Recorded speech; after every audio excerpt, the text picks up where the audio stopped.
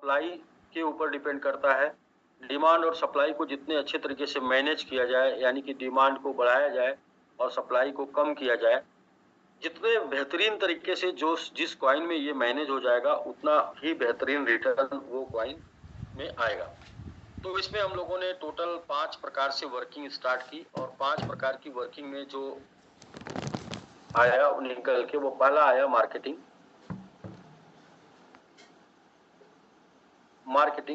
और दुनिया में जितने भी कॉइन हैं, उसमें से कुछ कॉइन मार्केटिंग के दम पर लोगों के अंदर डिमांड क्रिएट करते हैं अपने और रेट रिटर्न देते हैं। तो मार्केटिंग दो प्रकार से, एक ऑनलाइन मार्केटिंग और मैक्सिमम 99.99% जो है ऑनलाइन मार्केटिंग के ऊपर ही डिपेंड होते हैं। लेकिन हम लोग ऑनलाइन मार्केटिंग के साथ साथ ऑफलाइन मार्केटिंग के ऊपर भी काम कर रहे हैं, ऑनलाइन ऑफलाइन मार्केटिंग के ऊपर भी काम कर रहे हैं। दूसरा जो हो गया यूटिलिटी, दूसरा ऑप्शन हो गया यूटिलिटी। और यूटिलिटी में पहली तो हो गई tech based utility, technology based utility, और दूसरी हो गई विदाउट टेक्नोलॉजी या ऑफ टेक्नोलॉजी बेस्ड या ऑफलाइन बेस्ड यूटिलिटी। इन दोनों के ऊपर MMIT काम कर रहा है। और दुनिया में जितने भी टोकन है, उसमें से कुछ ही टोकन यूटिलिटी के ऊपर काम करते हैं, वो भी किसी एक यूटिलिटी के ऊपर काम करते हैं, टेक के ऊपर काम करते हैं या फिर ऑफलाइन के ऊपर काम करते हैं। लेकिन MMIT टेक के ऊपर भी और ऑफलाइन यूटिलिटी के ऊपर भी काम कर रहा है। MMIT दोनों तरीके की यूटिलिटी के ऊपर काम कर रहा है। तीसरा हो गया हम लोग के डिमांड और सप्लाई। और ये तो डिमांड हो गया, डिमांड क्रिएट करने का क्या तरीका है। दूसरा जो है सप्लाई को कम करने का जो तरीका है, वो हो गया स्टेकिंग।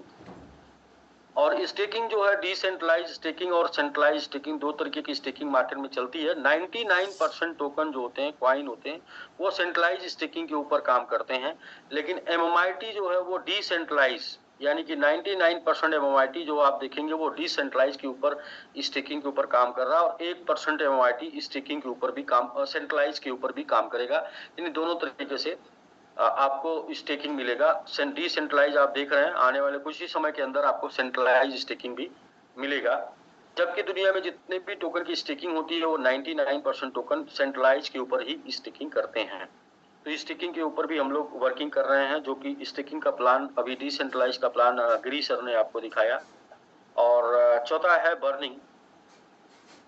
बर्निंग के ऊपर मार्केट से सप्लाई जब स्टेक होगा, तो एक टाइम तक मार्केट से सप्लाई कम होगी, लेकिन एक टाइम के बाद मार्केट में फिर से सप्लाई रिटर्न आ जाएगी। यानी कि एक टाइम तक प्राइस को ऊपर किया जा सकता है, बढ़ाया जा सकता है, लेकिन एक टाइम के बाद फिर प्राइस डाउन आएगा। तो बाद में फिर प्राइस डाउन ना आए, प्राइस ऊपर जाए, और ज्यादा 99% चांस रहे प्राइस को ऊपर जाने का ही, नीचे ना आने का चांस रहे, इसके लिए बर्निंग जरूरी है। और कुछ कॉइन जो है वो बर्निंग करते हैं, और वो बर्निंग करते हैं जो वो डेवलप किए होते हैं कॉइन, उस कॉइन में से। और साथ में कुछ ट्रांजैक्शन की बर्निंग करते हैं। अलग अलग क्रिप्टो में अलग अलग बर्निंग मैकेनिज्म होता है, और यहाँ पर दो प्रकार का बर्निंग मैकेनिज्म लगा है, जिसका नाम दिया गया है CC, यानी community burning plus company burning. Community burning, company burning. Community की बर्निंग होगी स्टिकिंग के माध्यम से, जो भी लोग स्टिकिंग कर रहे हैं उनका प्राइस ग्रो करेगा तभी बर्न होगा। प्राइस ग्रो नहीं करेगा तो बर्न नहीं होगा, या एक एवरेज मिनिमम 5% का बर्निंग का रहेगा। प्राइस लेस होके 2.5% बर्निंग तक रह जाएगा।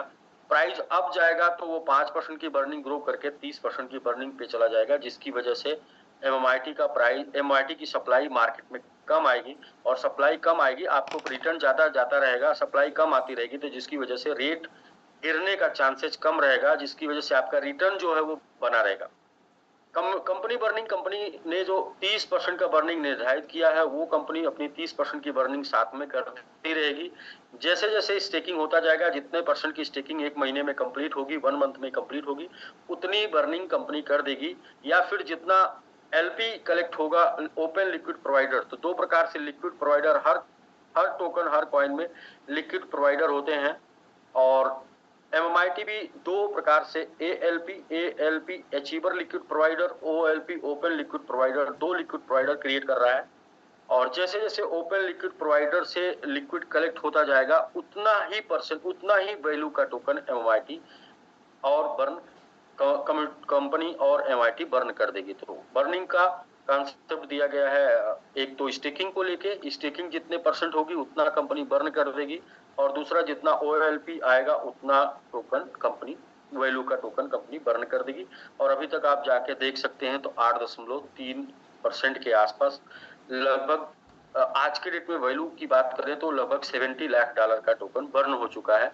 अभी हम लोग का 7 मंथ का स्टेकिंग टाइम हुआ है, मात्र 7 महीने के स्टेकिंग टाइम में 70 लाख का टोकन लगभग बर्न हो चुका है, क्योंकि 70 लाख वैल्यू का टोकन स्टेक हो चुका है। अभी OLP शुरू नहीं हुआ है, इसलिए OLP का अभी कोई उसमें टारगेट नहीं है। OLP जिस दिन शुरू होगा उस दिन से OLP का।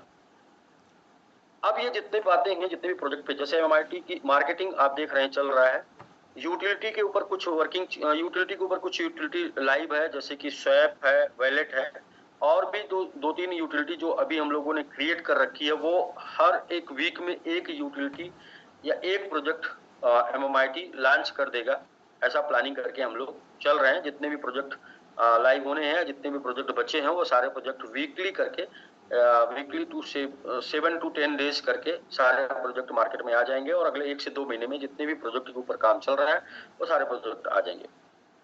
तो इन्हीं 5 मुद्दों के ऊपर, 5 पॉइंटों के ऊपर MIT काम कर रहा है, जिसके ऊपर ALP, OLP, liquid provider, marketing, utility, staking, burning. तो इस तरीके से पूरा का पूरा एक प्रोजेक्ट आपको समझाया जा रहा है, जिस प्रोजेक्ट में आप समझ सकते हैं कि MIT का प्राइस क्यों ऊपर जाएगा। तो अभी स्टेकिंग को 7 मंथ हुआ है। 7 मंथ की स्टेकिंग में लगभग $70 लाख वैल्यू का MIT स्टेक हो चुका है, और इतना MIT स्टेक हो चुका है, और जाके चेक कर सकते हैं इतना ही MIT बर्न हो चुका है। और इन 7 मंथ के ड्यूरेशन में, 7 मंथ में MIT का 400% का ग्रोथ भी लोगों को मिल चुका है। और ये ग्रोथ तब है जब यहाँ पर बर्निंग नहीं हुई है।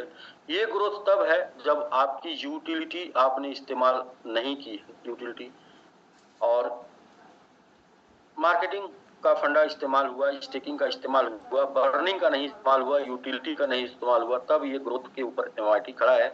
जबकि 17% मार्केट में MIT ऑलरेडी था स्टेकिंग के पहले। इसके बाद भी ये MIT उसमें से सिर्फ 8% के आसपास स्टेक होने के साथ भी आज 400% के ऊपर ग्रोथ देके खड़ा हुआ है।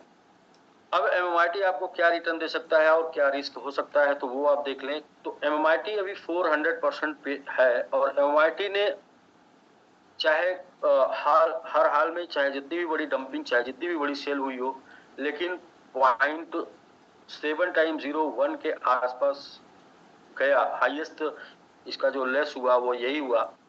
तो देखेंगे तो लगभग MIT यहाँ से लास्ट हाईएस्ट किया जा सकता है 0.07x1 सबसे डाउन पे जा सकता है।